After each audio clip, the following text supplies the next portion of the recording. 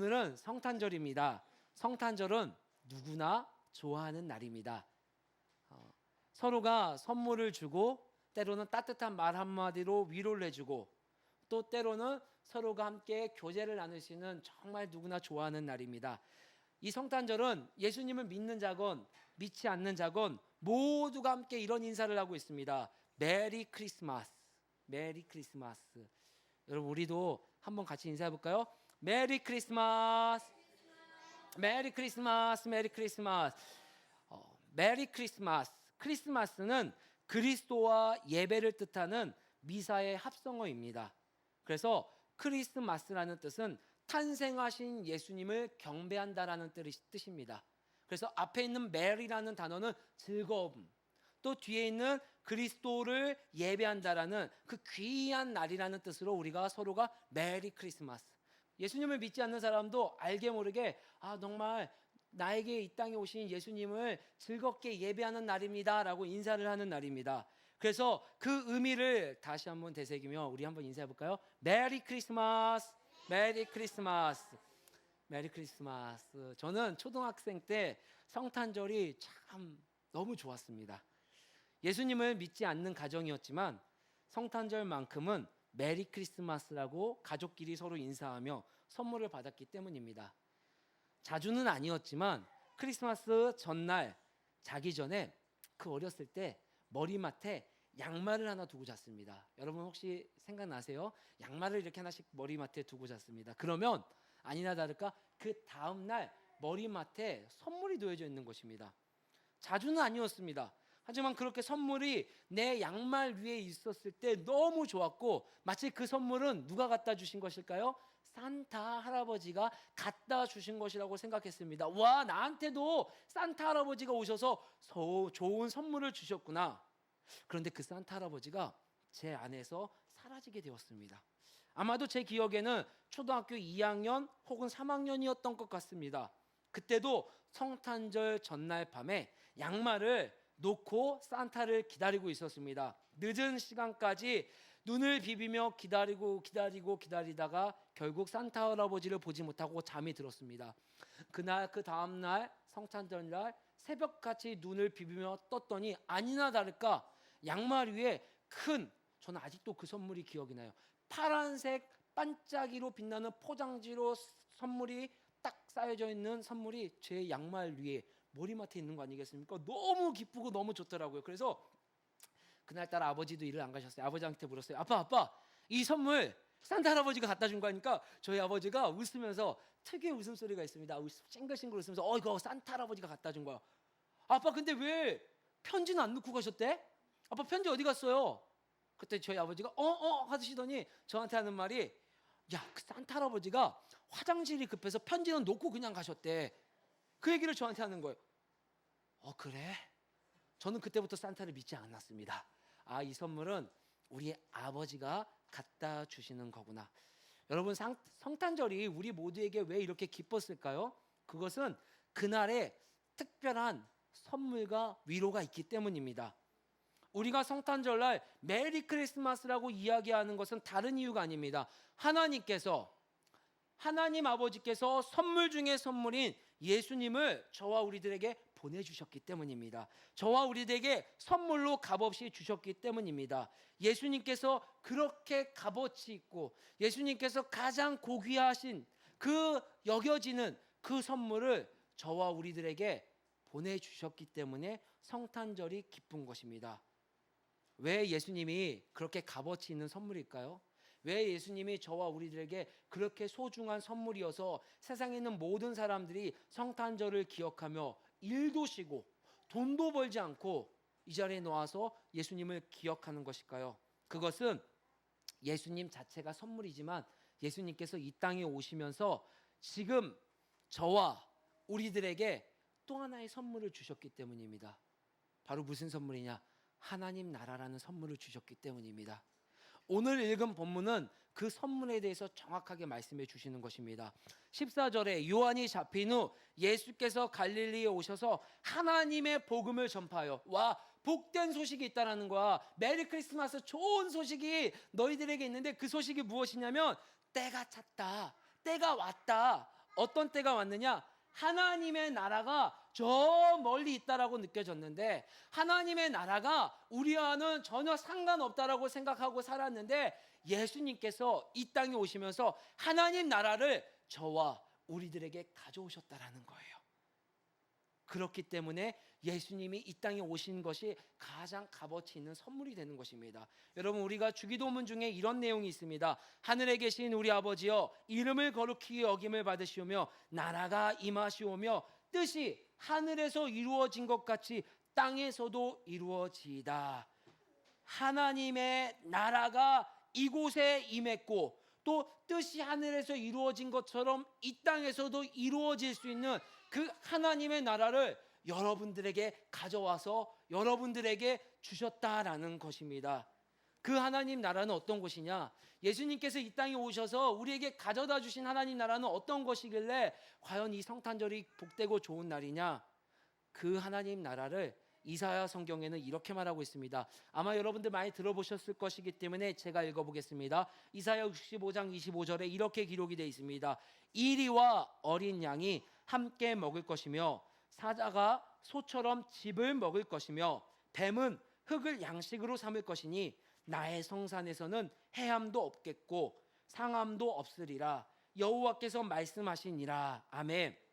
여러분, 상식적으로 생각해 보세요. 이리하고 양이 친구가 될 수 있습니까? 여러분, 사자는 육식동물입니다. 어떻게 사자가 초식동물처럼 지푸라기를 먹습니까?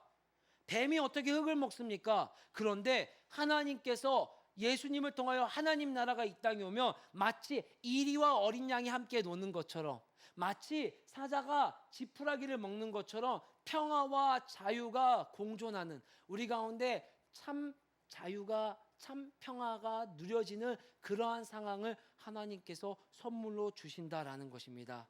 그래서 예수님은 부활하셔서 이 땅에 계신 마지막 40일 동안 하신 사역이 바로 하나님 나라를 설명하고 말씀해 주신 사역입니다. 우리 사도행전 1장 3절의 말씀을 한번 찾아서 읽어볼까요? 마지막 유언과 같이 내가 이 땅에 딱 40일밖에 살아있을 수 없는 그 기간에 예수님이 전한 내용은 사도행전 1장 3절의 말씀입니다. 함께 읽어보겠습니다. 시작. 그가 고난받으신 후에 또한 그들에게 확실한 많은 증거로 친히 살아계심을 나타내사 40일 동안 그들에게 보이시며 하나님 나라의 일을 말씀하시니라. 아멘. 예수님이 이 땅에 40일 동안, 저 하늘로 돌아가시기 전 마지막 40일 동안 저와 우리들에게 말씀해 주신 것은 하나님 나라가 어떠한 것인가, 하나님 나라가 어떠한 은혜를 주시는가를 하나하나 설명해 주신 것입니다. 그런데 그 예수님께서 우리에게 주신 선물 하나님 나라를 우리는 그 무엇과도 바꿀 수 없는 값어치의 선물이지만 우리는 그 선물을 잘 누리지 못하고 있습니다. 괜찮다 하지만 제 안에도 개척하셨는데 5년 만에 170명이 된 그 교회를 보면요, 잠깐 배가 아프기도 합니다. 괜찮다 하지만요, 개척하신 목사님이 3년 만에 교회를 샀대요. 건물을 샀대요. 그게 뭐가 중요해? 하면서 문득 배가 아프기도 합니다. 여러분은 어떤가요? 친구가 집을 사면 마냥 축하가 되던가요? 친구가 좋은 대학에 가고, 친구가 좋은 인연을 통하여 유학을 가고, 친구가 좋은 인연을 통하여 좋은 취업을 하게 되고, 또 내 친구의 자녀들이 학교에서 매일 상장을 받고 1등을 한다고 하고, 그러한 소식들을 들었을 때 여러분들은 정말 축복하는 마음으로 God bless you, 축복해, 야 너무 잘 됐다, 그런 마음으로 축복이 되던가요? 왜 우리 인생에 하나님께서 주신 하나님 나라라는 선물이 있음에도 불구하고, 분명 모두가 그 선물을 받았음에도 불구하고 왜 내 마음 안에는 평안이 없을까요? 왜 내 마음 안에는 이리와 양이 함께 어울리는 사자가 소의 지푸라기를 먹는 그러한 평안한 상태가 내 안에는 없을까요? 그것은 우리가 예수 그리스도라는 선물의 값어치도 잘 모르고 그 선물을 받은 그대로 모셔두고 있기 때문입니다. 제가 막 결혼했을 때였습니다. 결혼을 하고 나니까 주위 친구들이란가 많은 사람들이 참 좋은 선물들을 많이 주더라고요. 저는 결혼하기 전에 여자 화장품 중에 랑콤이라는 화장품이 있다는 거 처음 들어봤습니다. 저한테 있어서 모든 화장품은 여러분 혹시 아시나요? 아모레, 태평양 그런 화장품밖에 몰랐는데 결혼하니까 결혼할 때는 처음 신부한테는 이 프랑스 랑콤이라는 제품으로 세트를 해줘야 된다는 거예요. 뭔데 그게 엄청 비싸더라고요. 엄청 비싸요. 한번 저도 아내 거 몰래 이렇게 한번 발라봤는데 좋기는 좋더라고요. 그런데 결혼하고 나서 저희 아내가 저한테만 이 좋은 선물을 받은 게 아니라 주변 사람들한테도 이런 좋은 선물들을 받았어요. 특별히 화장품 같은 것들을요. 너무 좋아가지고 우리 아내는 인생에 있어서 자기 돈으로 화장품을 사본 적이 없었기 때문에 결혼하고 나서도 자기 돈으로 화장품을 사본 적이 없습니다. 그래서 너무 좋은 화장품을 받았기 때문에 그 화장품을 못 썼어요. 아니 쓸 수가 없었어요. 그래가지고 그 화장품 선물 받은 거 그대로 저 서랍에 쑥 넣어놓더라고요. 저도 마찬가지였어요. 야, 이 귀한 걸 어떻게 써? 야, 그 전에 쓰던 아모레 태평양 같은 거 먼저 쓰자 하고서 그 화장품을 서랍에 깊숙이 넣어놨습니다. 그런데 아니나 다를까 시간이 지나다 보니까 그 화장품이 있는지 없는지조차 몰라요. 방 청소하다가 쓱 열었더니 화장품 있는 거. 여보 이거 뭐야? 나 아마 여보는 알고 있었어요. 이 화장품이 깊숙이 숨어있다라는 거. 뭔데? 하면서 제가 꺼내봤더니 유통기한이 3년이나 지났어요. 쓸 수가 없어요. 쓸 수가 없는 화장품입니다.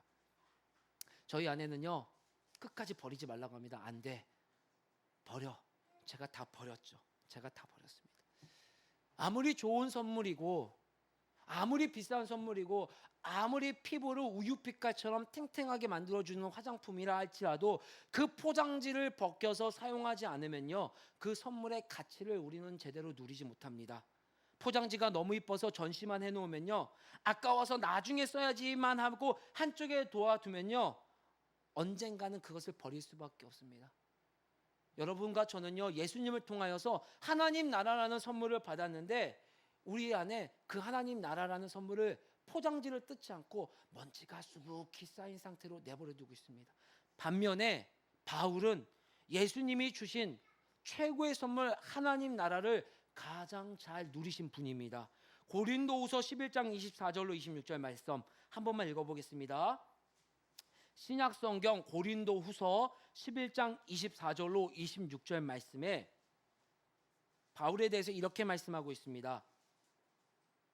유대인들에게 40에서 하나 감한매를 5번 맞았으며 3번 태장으로 맞고 1번 돌로 맞고 3번 파선하고 1주야를 깊은 바다에서 지냈으며 여러 번 여행하면서 강의 위험과 강도의 위험과 동족의 위험과 이방인의 위험과 시내의 위험과 광야의 위험과 바다의 위험과 거짓 형제 중에 위험을 당하고. 아멘. 여러분 24절 25절 26절 말씀 우리가 무슨 내용인지는 잘 몰라도 이 말씀이 주는 뉘앙스가 무엇입니까? 바울이 위기를 당했습니다. 39대의 태장을요 5번이나 맞았고요 39번의 태장을 3번 맞고 또 3번 배를 타고 여행하다가 죽을 뻔하고 1주야를 정말로 내가 살 수 있을지 없을지 모르는 그 깊은 어둠과 위험 가운데서 수많은 이웃들에게 내 친척 가운데 내 친구 가운데 내가 너는 믿어 내가 솔직하게 너한테만 말할게 라고 말하는 그 친구한테 배신을 당하고 모든 것이 내 뜻대로 되지 않고 있었던 상황입니다. 그 바울의 상황이 여러분 우리 인생도 이런 상황들을 많이 겪습니다. 우리 인생이 마치 3번 파선한 것 같고 일주일 깊은 바다에 있는 것처럼요 도대체 답이 보이지 않아요. 왜 내 인생은 이렇게 꼬였지? 왜 내 인생은 이렇게 왜 내 부모님은 이러지? 라고 의문하고 고민할 때가 있습니다. 오늘 바울도요 이런 상황에 아마 현대인들은 우울증에 걸릴 것이고 아마도 극단적인 선택을 할 수도 있는 상황이었습니다. 그런데 그 바울의 고백을 한번 읽어봤으면 좋겠습니다. 30절 31절의 말씀입니다.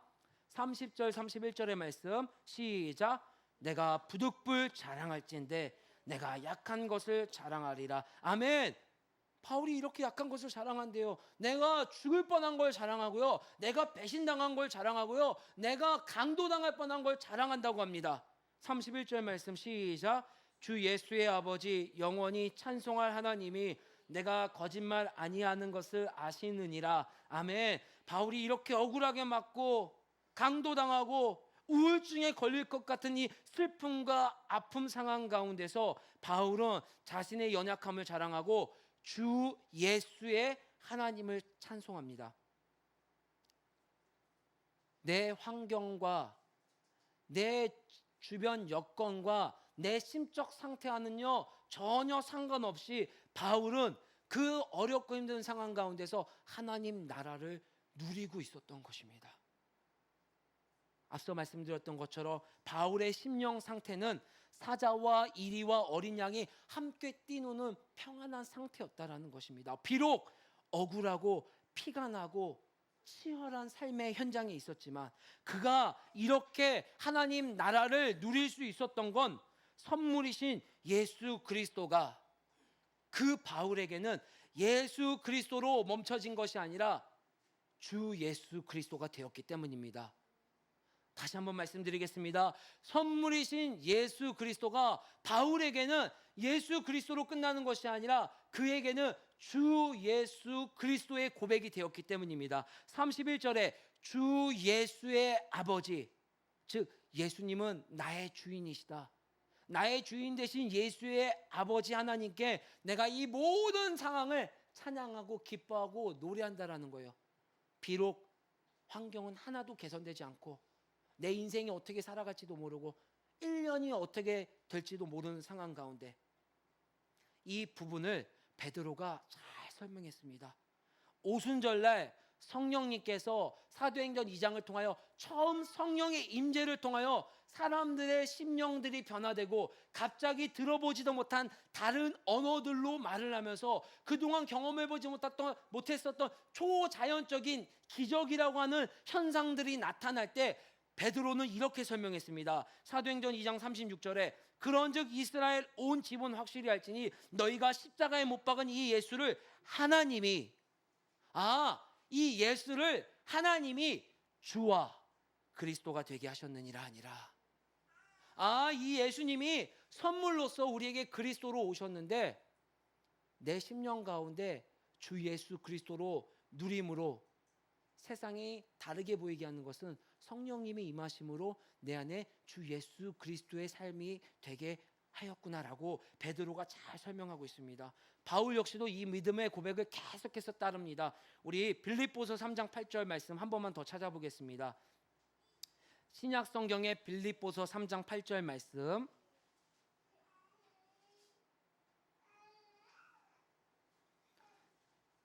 시작. 또한 모든 것을 해로 여김은 내 주 그리스도 예수를 아는 지식이 가장 고상하기 때문이라. 아멘.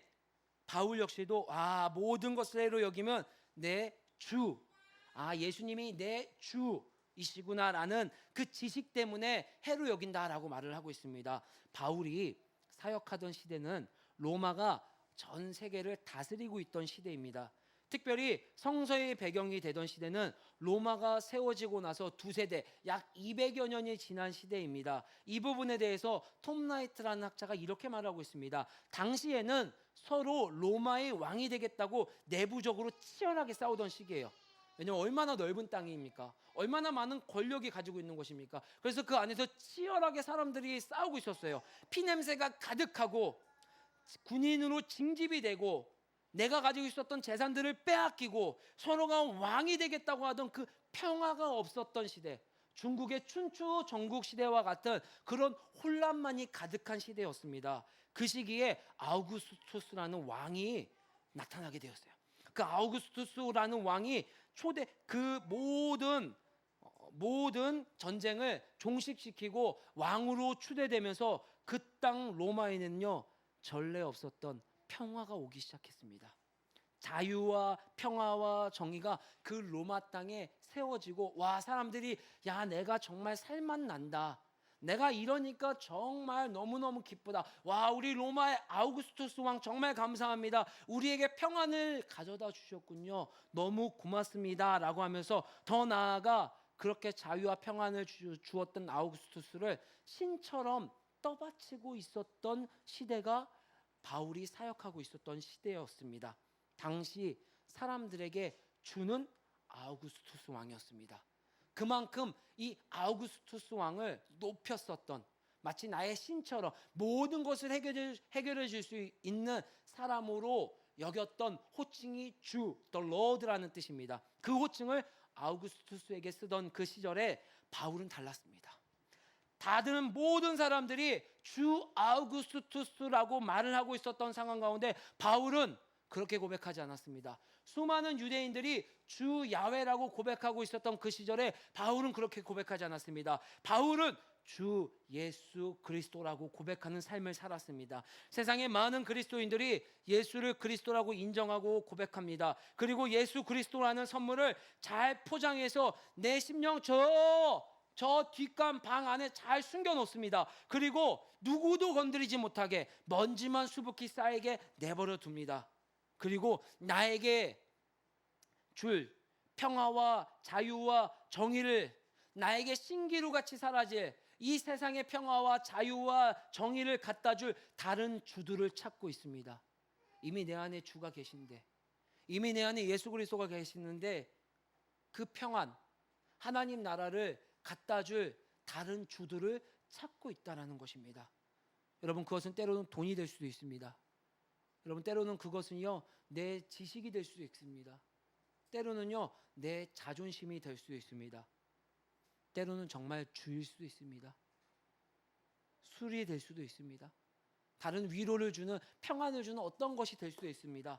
여러분, 인생의 주는 누구입니까? 여러분의 인생의 주는 누구십니까? 제가 우리 아이들에게 늘 당부하는 것이 하나 있습니다. 너희들 절대 예수님보다 아빠를 좋아해서는 안 돼. 정말 안 돼. 가끔 아이들이 묻습니다. 아빠 누가 제일 좋아요? 예수님. 딱 이렇게 말을 합니다. 그럼 애들이 묻습니다. 아, 진짜 왜 그래요? 하나님, 예수님, 성령님 빼고 누가 제일 좋아요? 하면은 그거 그래. 이렇게 하면서 제가 대답을 회피하면서 넘어갑니다. 저에게는 아빠 누가 제일 좋아요? 라고 들리는 것이 아니라 아빠 누가 아빠한테는 제일 주가 돼요? 아빠한테는 누가 제일 더 로드가 되셔요? 나예요? 예수님이에요? 엄마예요? 예수님이에요? 성도 수가 많아지는 거예요? 예수님이에요? 참 하나님 나라는, 예수님이 가져다 주시는 참 평안은 내 안에 예수 그리스도가 주 예수 그리스도가 될 때입니다. 로마서 5장 1절에 그래서 이렇게 말씀해 주고 있습니다. 그러므로 우리가 믿음으로 의롭다 하심을 받았으니 우리 주 예수 그리스도로 말미암아 하나님과 화평을 누리자. 여러분 안에 예수 그리스도가 참 주가 되실 때 여러분 심령 가운데 화평으로 가득 차게 되실 것입니다. 에베소서 1장 3절에 찬송하리로다 하나님 곧 우리 주 예수 그리스도의 아버지께서 그리스도 안에서 하늘에 속한 모든 신령한 복을 우리에게 주시되, 여러분의 심령 가운데 주 예수 그리스도가 내 심령 가운데 고백이 되어질 때 하나님께서 하늘의 모든 신령한 복들을 누리게 해주신다라고 우리에게 약속해 주시고 있습니다. 그런데 우리 인생에 이렇게 주 예수 그리스도로 고백되어지기 위해서는 두 가지를 기억하셔야 됩니다. 꼭 이 두 가지를 기억하셔서 여러분에게 갖다 주신 그 선물 예수 그리스도를 참 누릴 수 있는 복된 우리 가족들 되셨으면 좋겠습니다. 첫 번째로는 내 안에 있는 모든 것을 장애물로 여기는 믿음이 필요합니다. 빌립보서 3장 8절의 말씀을 다시 한번 찾아서 읽어보겠습니다. 빌립보서 3장 8절의 말씀.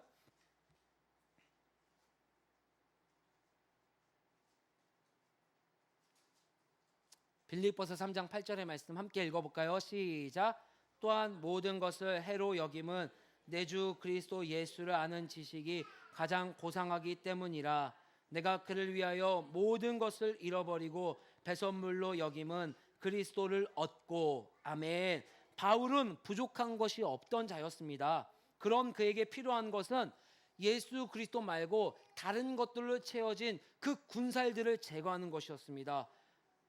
바울에게는 수많은 예수 그리스도를 대체할 만한 것들이 있었습니다. 바울은 로마 시민권을 가지고 있었습니다. 바리새인이었습니다. 최고의 학문 기관에서 교육을 받은 자였습니다. 또 장막을 짓는 기술 같은 것을 가진, 즉 잡기에 능한 멀티 엔터테인먼트였습니다. 그가 이 모든 것을 우리가 자랑할 만한 것들. 와, 나는 미국 시민권이 있어. 나는 서울대 출신이야. 나는 설교를 잘하는 것뿐만 아니라 나는 음악도 잘하고 나는 가르치는 것도 잘 가르치고 나는 운동도 잘해 하는 수많은 것들을 바울은 오늘 우리에게 이렇게 말하고 있습니다. 그 모든 것들을 배설물로 똥 오줌으로 여기고 있다라고 말하고 있습니다. 그가 그렇게 고백할 수 있었던 것은 무엇입니까? 참 주가 나로 하여금 참 평안을 누리게 하는 것은 그러한 것들이 아니라 주 예수 그리스도인밖에 없음을 알고 있었기 때문입니다. 그래서 마가복음 8장 35절에 이렇게 말하고 있습니다. 누구든지 자기 목숨을 구원하고자 하면 잃을 것이요 누구든지 나와 복음을 위하여 자기 목숨을 잃으면 구원하리라. 아멘. 여러분에게 배설물로 장애물로 여길 수 있는 믿음 있기를 소망합니다. 여러분의 건강, 여러분이 가지고 있는 집, 여러분이 가지고 있는 지식, 여러분이 가지고 있는 잘하는 모든 장점들을 우리 주님과 바꾸지 않을 수 있는 믿음 있기를 주의 이름으로 소망합니다. 두 번째로는요, 전적인 신뢰함입니다. 전적으로 하나님을 신뢰하는 것입니다. 9절 말씀 한번 읽어볼까요? 시작. 그 안에서 발견되려 함이니 내가 가진 의는 율법에서 난 것이 아니요 오직 그리스도 예수를 믿음으로 말미암는 것이니 곧 믿음으로 하나님께로부터 난 의라. 바울이 그런 어려운 핍박받는 상황, 어느 것 하나 나아지지 않는 상황 가운데서 하나님이 주시는 평안을 누릴 수 있었던 것은 다름이 아니라 하나님께로부터 난 믿음이었기 때문이라 고백하고 있습니다. 하나님께로부터 난 믿음은 여러분들이 잘해서 받는 것이 아닙니다. 하나님이 값없이 여러분들에게 주신다라는 것을 기억하라는 것입니다. 여러분이 알고 싶다고, 여러분이 고백하고 싶다고, 주 삼고 싶다고 삼아지는 것이 아니라 하나님께서 어느 날 여러분에게 다가와 손 내밀어 주신다는 것입니다. 내가 아무리 예수님을 주로 믿고 싶다고, 내가 아무리 예수님을 따라가는 삶을 살고 싶다고 따라갈 수 있는 것이 아니라 하나님께서 내 안에 부어주시는 은혜로 살아갈 수 있음을 믿는 것입니다. 이 신뢰는 이거 정말 내가 예수님께 믿으면 될까 말까 하는 의심이 아닙니다. 이거 정말 하나님이 주실까 말까 하는 그런 째째한 신뢰가 아니라 내 목숨과도 바꿀 수 있는, 내가 가장 사랑하는 것과도 바꿀 수 있는, 아니 여러분 인생의 커리어와도 바꿀 수 있는 그 신뢰를 말씀하고 있는 것입니다. 바울은 그 커리어를 주님과 바꿨습니다.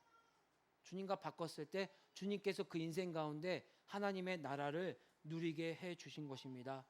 그런 신뢰의 마음이 있는 자에게는 하나님께서 내 안에 주 예수 그리스도의 삶을 누리게 해 주실 것입니다. 여러분 가운데 예수 그리스도라는 선물은 다 주셨습니다. 그런데 그 예수 그리스도가 어떤 이들에게는 그저 예수 그리스도구나, 그저 세상 사람들처럼 메리 크리스마스 인사하고 그저 골방 가운데 숨겨놓고 먼지만 수북히 쌓이는 인생으로 끝날 수 있습니다. 그런데 어떤 이들에게는요, 내 인생 가운데 예수 그리스도가 주이십니다, 주 예수 그리스도이십니다라고 고백하며 살아가며 하나님이 주시는 화평과 평안을 누리며 살아가게 되는 것입니다. 성탄절은 바로 그런 날입니다. 아기 예수님이 이 땅에 하나님 나라를 가져오셔서 여러분에게 주신 그 하나님 나라를 누리는 그 자리입니다. 여러분, 다시 한번 묻겠습니다. 여러분의 주는 누구입니까? 여러분의 주는 누구입니까? 우리 가운데 우리의 주는 예수 그리스도임을 고백할 수 있는 귀한 심령들 되기를 주의 이름으로 간절히 소망합니다.